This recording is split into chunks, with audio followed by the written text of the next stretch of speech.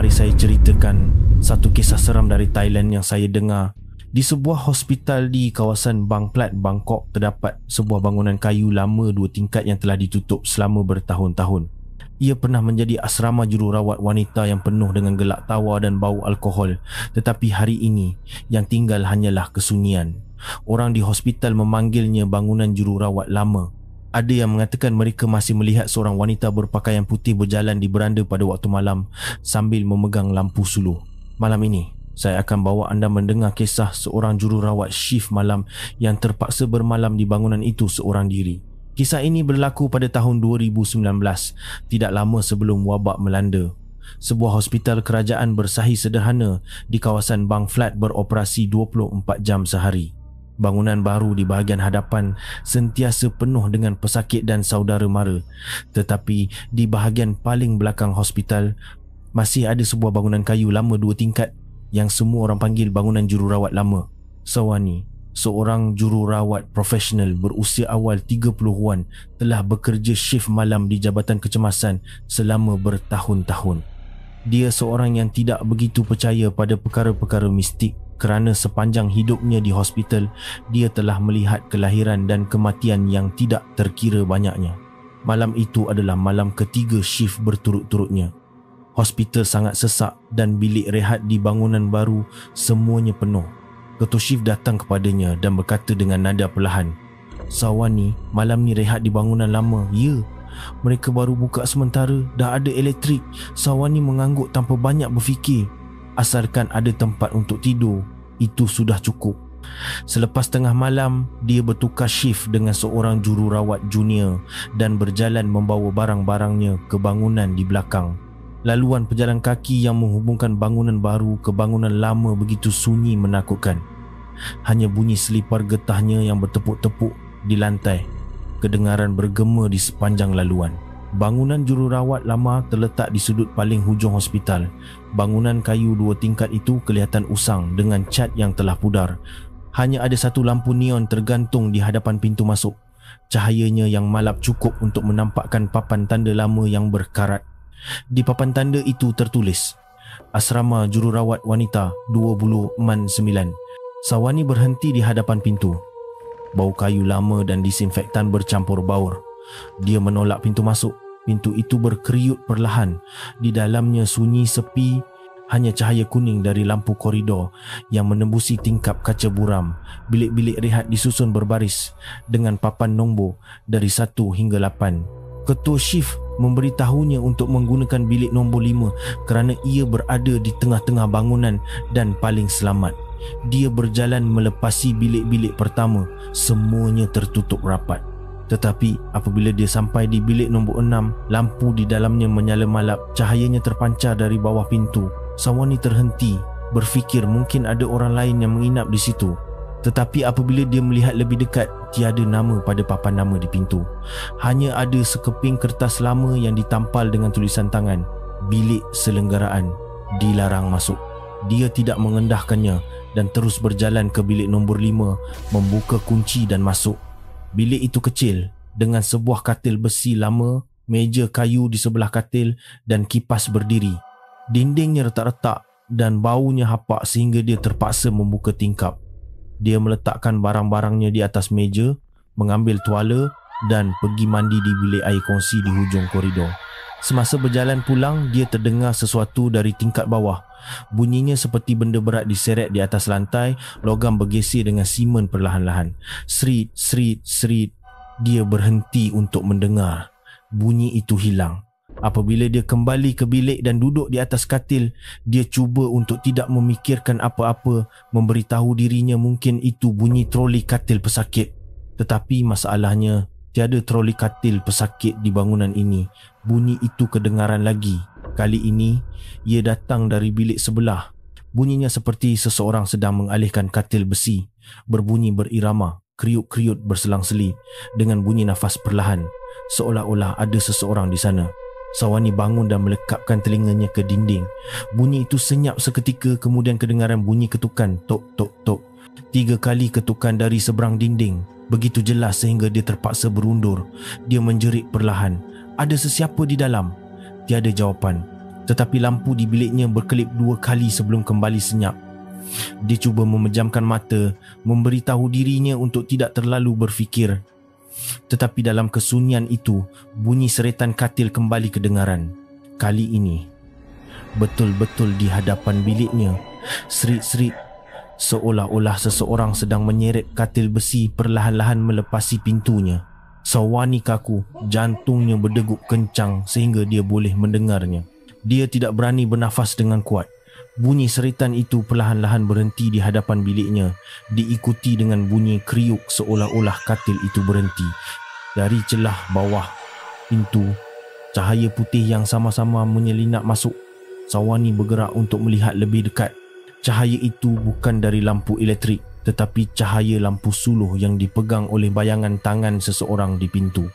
Tangan itu pucat lesi, seperti tangan orang yang tiada darah. Lampu suluh itu terpadam serta-merta. Semuanya kembali gelap. Dia berundur ke dinding, memejamkan mata rapat-rapat, cuba untuk tidak mendengar apa-apa lagi. Tetapi pada saat itu, satu bisikan perlahan kedengaran di sebelah telinganya. Bilik ini tak boleh didiami seorang diri.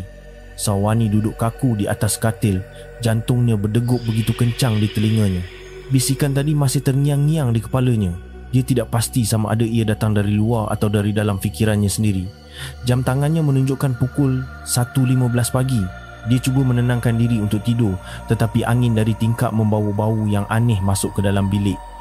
Bau logam hanyir seperti darah, begitu kuat sehingga menusuk hidung. Dia berjalan untuk menutup tingkap, tetapi sebaik sahaja tangannya menyentuh bingkai kayu, bunyi itu kedengaran lagi. Serit-serit. Bunyi seretan logam di atas lantai kedengaran dari hujung koridor. Semakin lama semakin dekat. Kali ini bukan hanya bunyi. Lantai kayu di bawah kakinya bergetar sedikit setiap kali bunyi itu bergerak mendekat. Sawani perlahan-lahan berjalan ke pintu, melekapkan telinganya sekali lagi. Bunyi itu berhenti betul-betul di hadapan biliknya. Dia menarik nafas dalam-dalam dan bertanya dengan suara bergetar, "Siapa di sana?" Tiada jawapan, hanya bunyi nafas perlahan, seolah-olah seseorang berdiri di seberang pintu. Dia hendak membuka pintu untuk melihat, tetapi selak pintu bergerak sendiri. Bunyi klik kedengaran perlahan. Pintu itu terbuka sedikit, cukup untuk melihat bayangan sesuatu di luar. Dalam cahaya malap lampu neon yang berkelip-kelip, Sawani melihat sebuah katil besi lama terletak di tengah-tengah koridor. Terdapat sehelai cadar putih menutupi katil itu, dan di hujungnya ada kesan kotoran merah gelap seperti darah kering. Di sebelah katil, seorang wanita berdiri membelakanginya, memakai uniform jururawat model lama. Baju putihnya begitu pudar sehingga hampir kekuningan, dengan topi kecil tersemat pada rambutnya yang disanggul. Dia berdiri senyap di sebelah katil. Sawani menelan air liur. "Akak bertugas ke?" Sosok itu tidak menjawab, tetapi perlahan-lahan menoleh. Dalam sekelip mata ketika lampu berkelip, Sawani melihat wajahnya yang pucat tanpa darah. Separuh wajahnya seperti terbakar sehingga kulitnya terkupas. Di tangannya, dia memegang sebatang tongkat dengan kemas. Di hujung kakinya tiada bayang-bayang. Sawani berundur, tetapi pintu tertutup dengan kuat. Bunyi seretan katil bergema kuat sekali lagi. Serit, serit, serit. Seolah-olah seseorang sedang menyeret katil itu masuk ke dalam bilik. Walaupun lantai tiada kesan roda, dia menjerit sekuat hati. Apabila lampu di biliknya berkelip dengan kuat untuk kali terakhir, pemandangan di hadapannya kembali kosong. Tiada katil, tiada sesiapa. Hanya kesan cecair merah pudar yang mengalir masuk dari bawah pintu. Sawani menggigil seluruh badan. Segera berlari ke pintu dan membukanya. Koridor itu kosong. Hanya ada bunyi kipas lama berputar perlahan di hujung sana, tetapi bau darah masih kuat. Dia turun ke tingkat bawah, berniat untuk mencari seseorang yang bertugas, tetapi tiada sesiapa di bangunan ini. Tiada troli katil pesakit, tiada shift malam yang masuk ke zon ini. Dia berjalan ke dewan tengah dan melihat satu lagi pintu terbuka luas. Di dalamnya ada sebuah bilik besar dengan beberapa katil tersusun, dan di atas salah satu katil di tengah-tengah terdapat sebuah lampu suluh. Lampu suluh yang sama seperti yang dilihatnya tadi. Dia berjalan mendekat dan mengambilnya. Hujung jarinya terkena kesan cecair putih keruh yang sejuk. Tiba-tiba, lampu di dalam bilik menyala sendiri dengan terang. Dia terkejut dan melihat bayangan seorang wanita dalam pakaian jururawat berdiri di hujung katil. Di tangannya, dia memegang selimut putih, berkata dengan suara yang hampir tidak kedengaran, "Pesakit belum keluar dari bilik." Sawani tidak dapat berkata apa-apa. Dia berkelip, tetapi apabila dia melihat sekali lagi bilik itu kosong, dia tercungap-cungap, bergegas lari kembali ke biliknya, menutup pintu dengan rapat dan bersandar pada dinding. Air matanya mengalir tanpa disedari. Dia tidak tahu berapa lama masa berlalu. Dia tertidur tanpa sengaja. Apabila dia terjaga pada waktu pagi, dia mendapati papan tanda di bilik nombor 6 yang semalam tertulis "Dilarang masuk kini" telah hilang. Yang tinggal hanyalah kesan darah dengan tulisan tangan yang bergetar. "Shift malam ini, jangan tinggalkan pesakit seorang diri." Pagi berikutnya, Sawani tiba di jabatan kecemasan seperti biasa, tetapi orang di sekelilingnya perasan dia tidak seperti biasa. Dia menjadi kurang bercakap. Wajahnya kelihatan seperti orang yang tidak cukup tidur dan sering terdiam setiap kali terdengar bunyi katil besi diseret di koridor. Ketua jururawat datang bertanya, "Malam tadi boleh tidur tak? Sunyi kan?" Sawani mengangguk perlahan, tidak berani menceritakan apa yang dilihatnya malam tadi. Sehingga waktu rehat tengah hari, dia senyap-senyap berjalan kembali ke bangunan lama. Pintu bangunan itu masih terbuka sedikit seperti biasa. Bau kayu lama bercampur bau disinfektan masih kuat. Dan di hadapan bilik nombor 6, papan tanda dilarang masuk benar-benar telah hilang. Dia berdiri memerhati seketika, jantungnya berdegup semakin kencang sebelum memutuskan untuk memulas tombol pintu dan masuk. Pintu itu terbuka perlahan. Bunyi engselnya yang berkeriut bergema di seluruh bangunan. Di dalam bilik itu, hanya ada sebuah katil besi lama di tengah-tengah bilik. Sehelai cadar putih menutupinya sehingga menampakkan rangka katil yang berkarat. Di atas katil, kipas siling tidak bergerak dan di kepala katil ada satu lampu pendaflu yang berkelip-kelip. Sawani berjalan mendekat. Di sebelah katil ada sebuah meja kecil.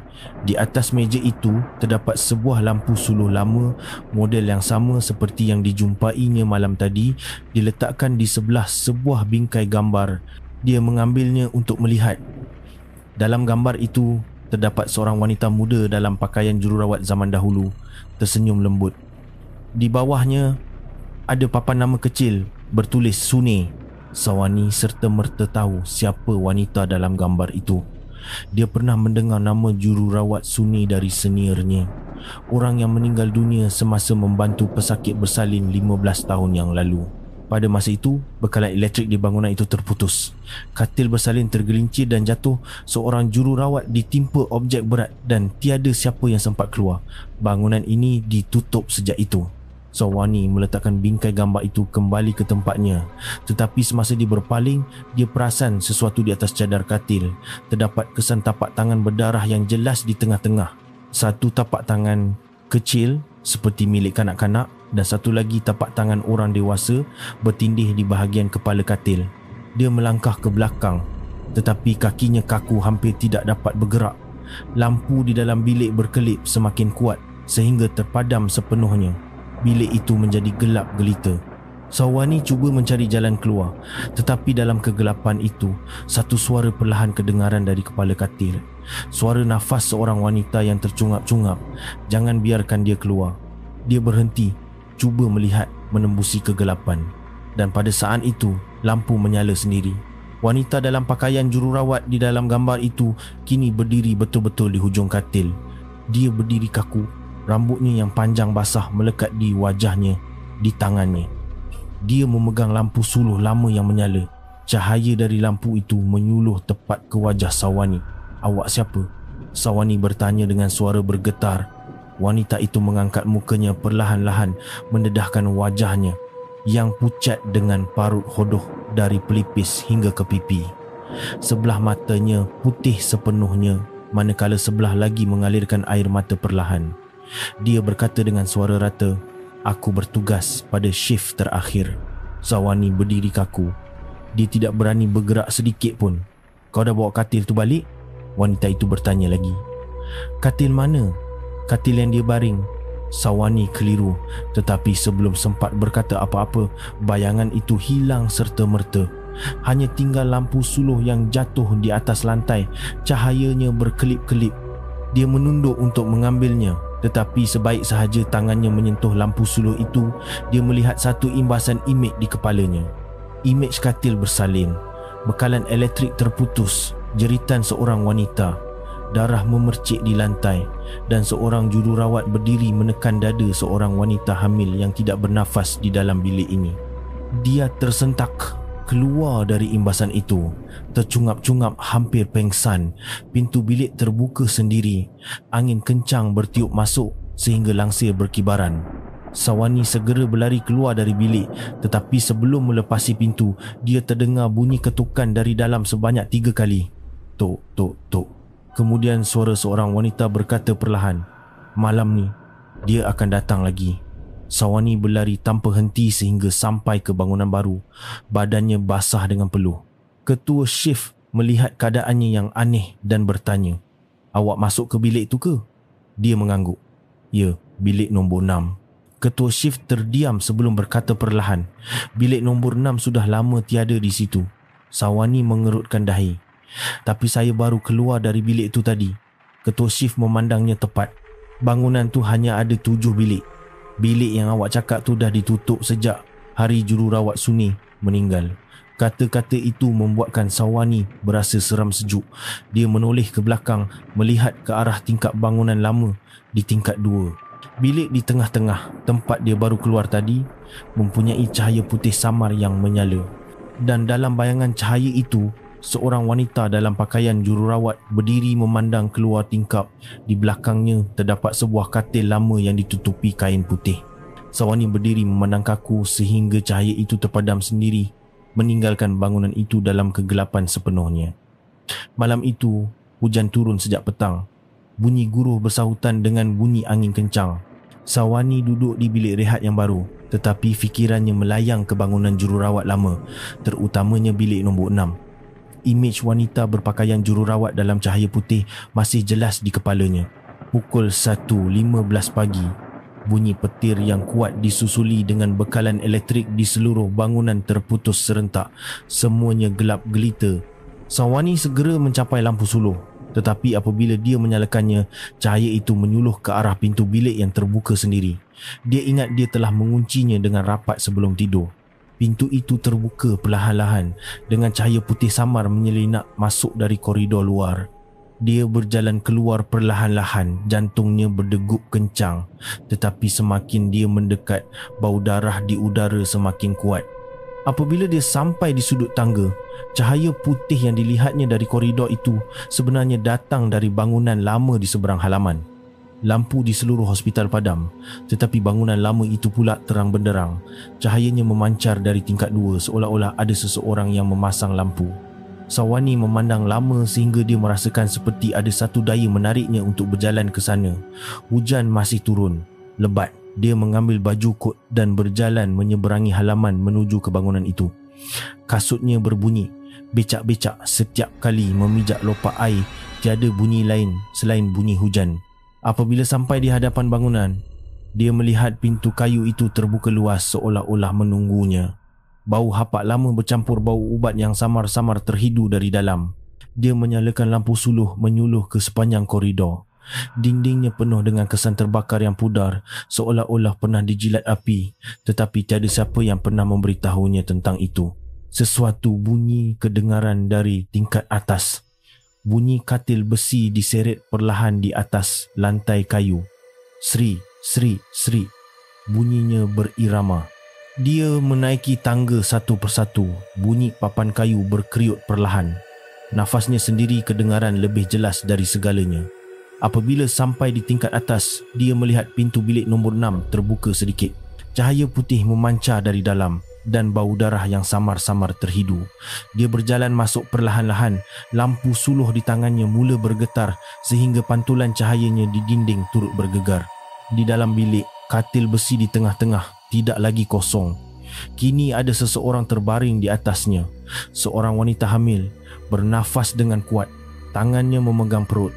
Di sebelah katil, seorang jururawat berpakaian putih berdiri menunduk melakukan sesuatu.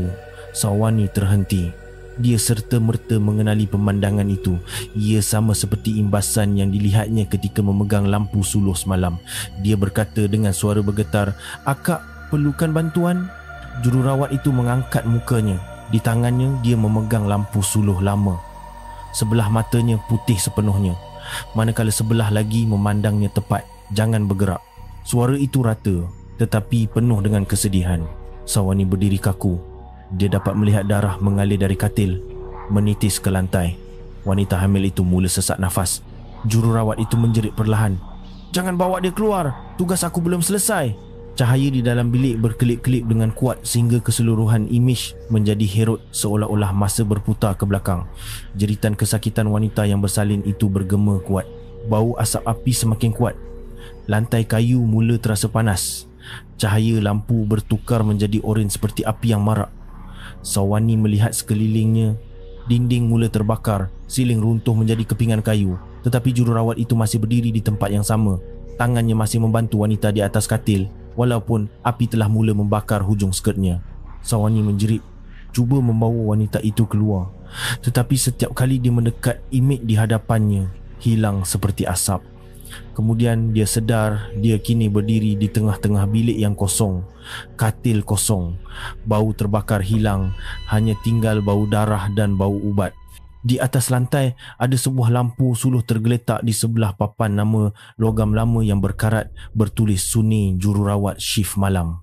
Dia perlahan-lahan menunduk untuk mengambilnya, tetapi tangannya bergetar tidak henti.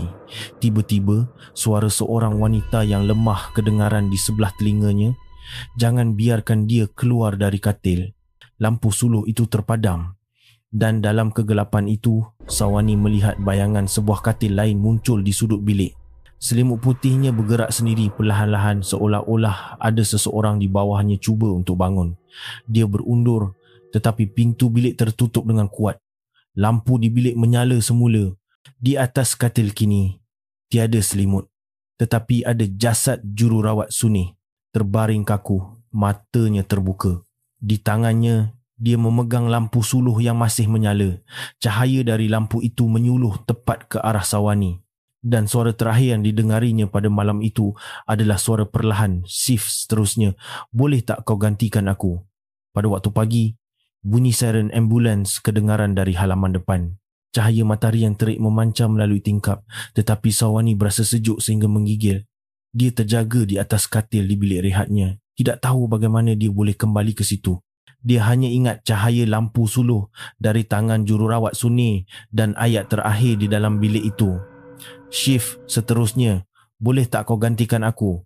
Sawani melihat jam 7.30 pagi. Dia bangun dengan pening. Baju yang dipakainya mempunyai kesan kotoran air berwarna perang yang kering. Bau seperti darah kering melekat di hujung lengan bajunya. Dia segera mandi, menukar pakaian dan pergi ke bilik rehat utama. Ketua jururawat memandangnya dengan hairan. "Malam tadi awak tak balik rehat di bangunan baru ke?" Sawani tergamam. "Bangunan baru?" Ketua jururawat ketawa kecil. "Malam tadi elektrik terputus di seluruh hospital. Mereka yang shift malam pindah rehat ke bangunan depan, tapi saya cari awak tak jumpa." Sawani berdiri kaku. Semua imej malam tadi kembali jelas. Dia berada di bangunan lama seorang diri semasa elektrik terputus di seluruh hospital. Ketua jururawat menyambung, "Tak apalah, hari ni rehat dulu. Nanti malam ni ada satu shift lagi." Sawani mengangguk, tetapi hatinya masih berdebar-debar. Pada tengah hari, dia berjalan ke belakang bangunan untuk mengambil dokumen dari bilik stor. Laluan itu melalui hadapan bangunan jururawat lama. Kini, bangunan itu sunyi sepi. Semua tingkapnya tertutup rapat. Tetapi, dia melihat sesuatu di beranda tingkat 2. Langsir putih bergerak perlahan, seolah-olah ada orang yang lalu. Sawani berhenti memandang dan pada saat itu, ada satu bayangan dalam pakaian jururawat berdiri di situ, mengangkat tangannya seperti berdoa, memandang ke bawah ke arahnya. Dia tanpa sengaja bersuara, "Kak Suni." Tetapi bayangan itu tidak bergerak sehinggalah seorang jururawat senior lain lalu di situ. "Tengok apa tu?" Jururawat senior itu melihat ke atas. "Tak ada apa-apalah, bangunan tu dah ditutup. Mereka dah mangga semua bilik. Tak ada siapa boleh naik. Sawani diam tidak berkata apa-apa, tetapi di dalam hatinya degupannya semakin kencang kerana dia tahu dia melihatnya dengan jelas. Malam itu Sawani masuk shift sekali lagi. Dia cuba untuk tidak memandang ke arah bangunan lama, tetapi semasa membuat rondaan di koridor tingkat bawah, dia terhidu bau darah sekali lagi. Bau yang sama seperti di dalam bilik itu. Bunyi seretan katil kedengaran lagi. Serit, serit, serit. Kali ini ia datang dari koridor di sebelah bilik kecemasan. Dia segera berlari untuk melihat.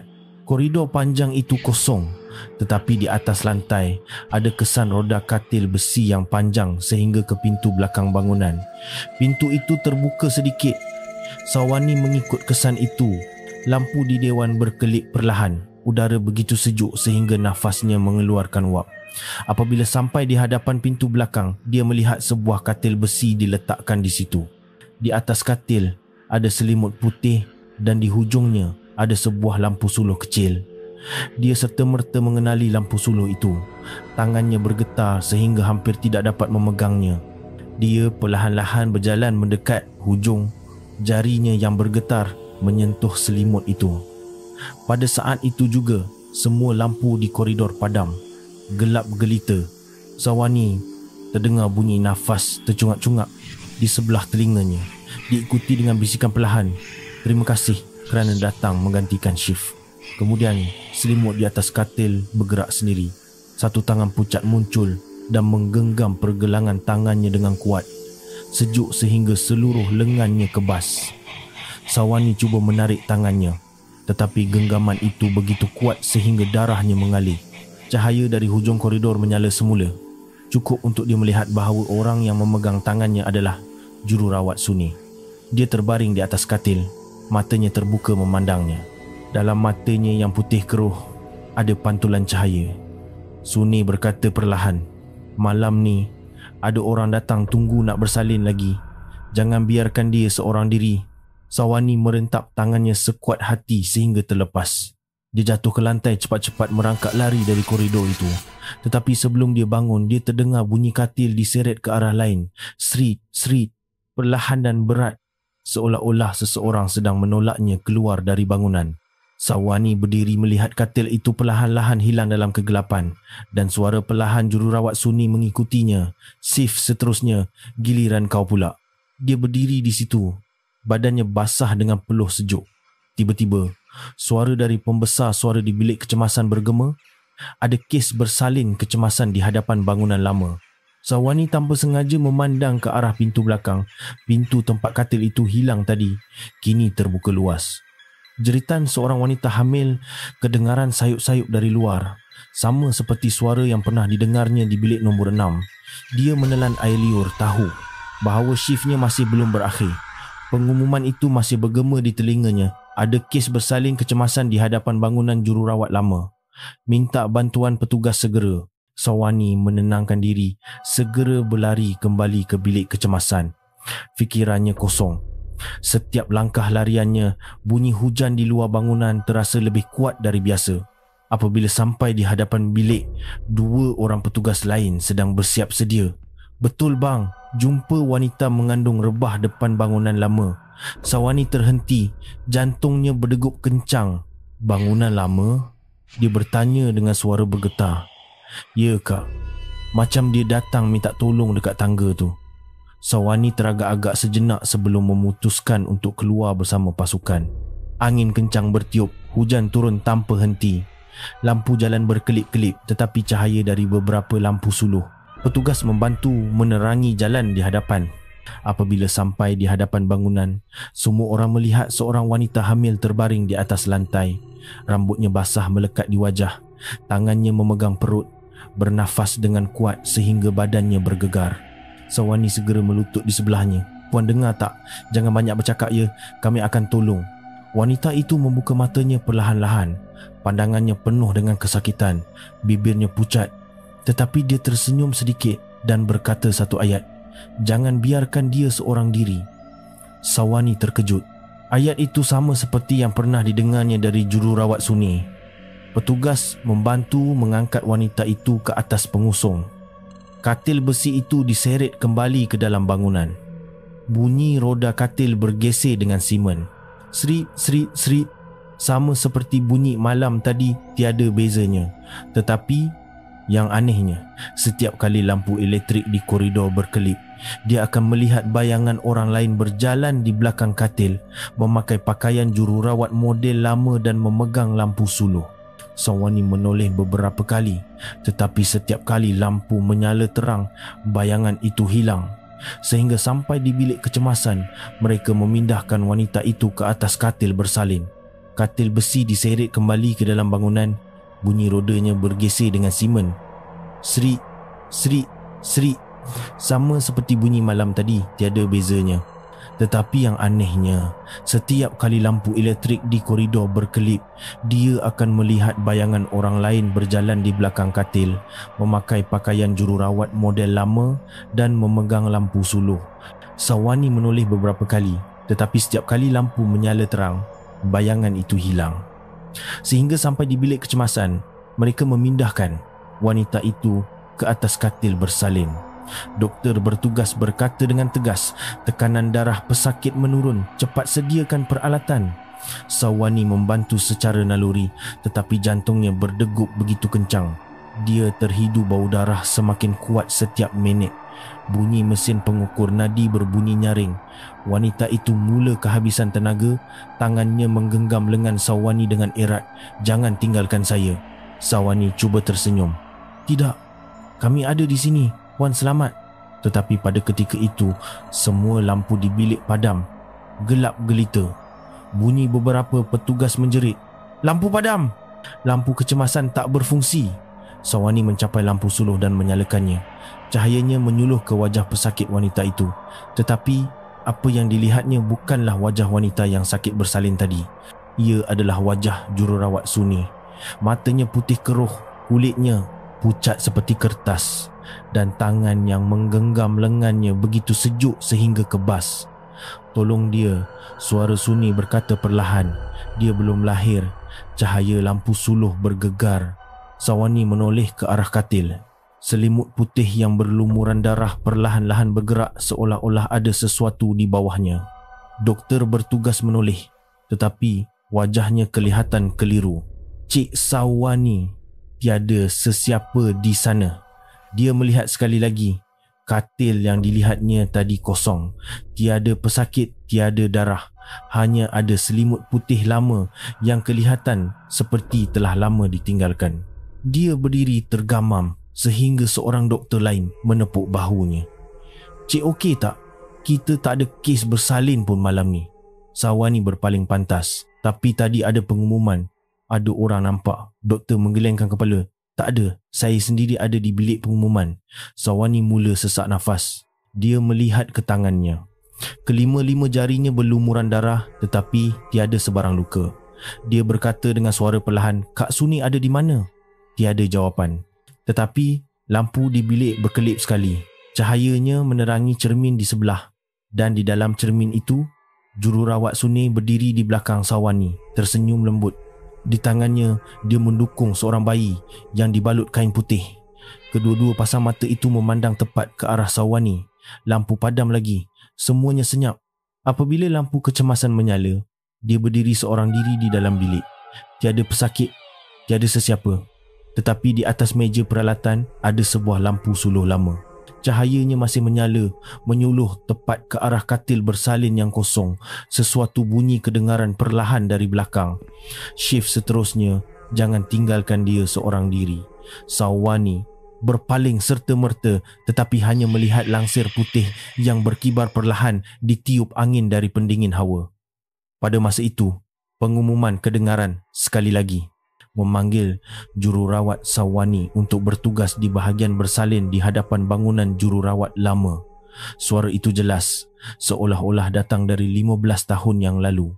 Dan dalam pantulan cermin, Sawani melihat dirinya memakai pakaian jururawat model lama dengan kesan darah di lengan baju dan di tangannya memegang lampu suluh yang sama seperti milik jururawat Suni.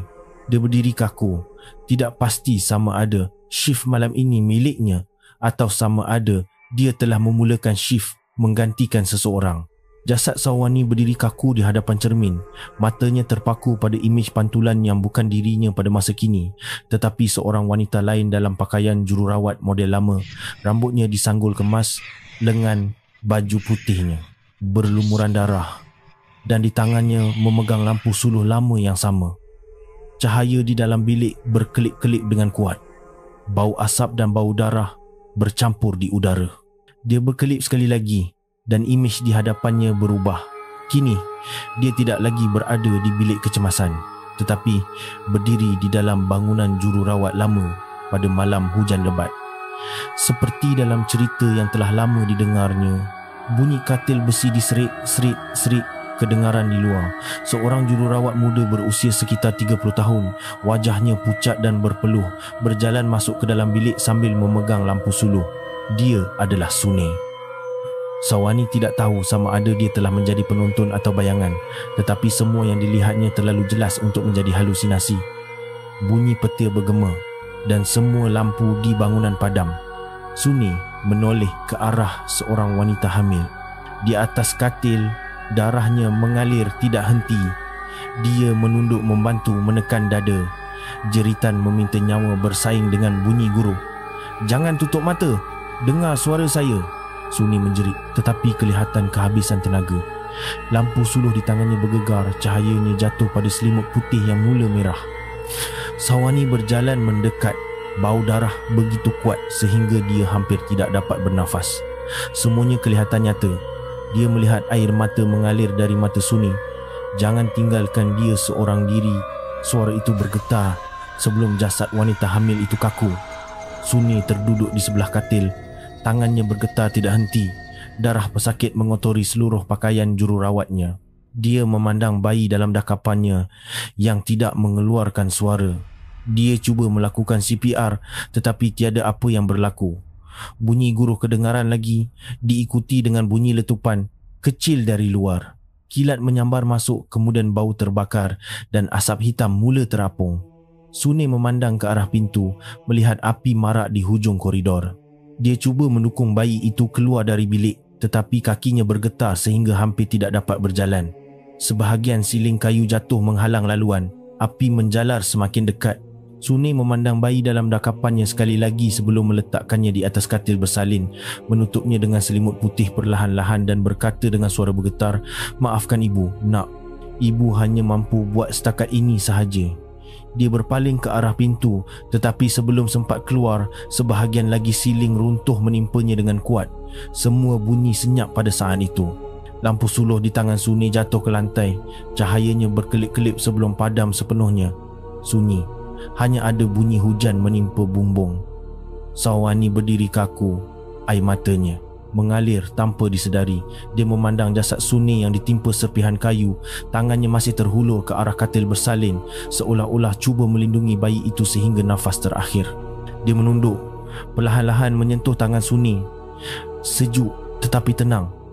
Tiba-tiba, cahaya terang menyinari sekelilingnya. Semuanya menjadi senyap. Sawani kembali ke masa kini, berdiri di dalam bilik nombor 6. Tiada kesan kebakaran, lantai kayu kering sepenuhnya. Tetapi di atas katil di tengah-tengah bilik ada sebuah lampu suluh lama. Cahaya putihnya yang samar masih menyala. Dia perlahan-lahan mengambilnya dan melihat papan nama kecil terlekat pada pemegangnya, tertulis Shift Suni. Di bawahnya ada mesej samar-samar seperti dicakar dengan hujung kuku. "Shift seterusnya, amanahkan padamu." Sawani berdiri kaku untuk masa yang lama, tidak tahu sama ada patut berasa takut atau simpati. Dia perlahan-lahan meletakkan lampu suluh itu kembali ke tempatnya, menadah tangan berdoa dan berkata dengan suara bergetar, "Akak jangan risau, saya akan jaga tempat ni menggantikan akak." Angin sejuk bertiup masuk melalui tingkap, langsir bergerak perlahan.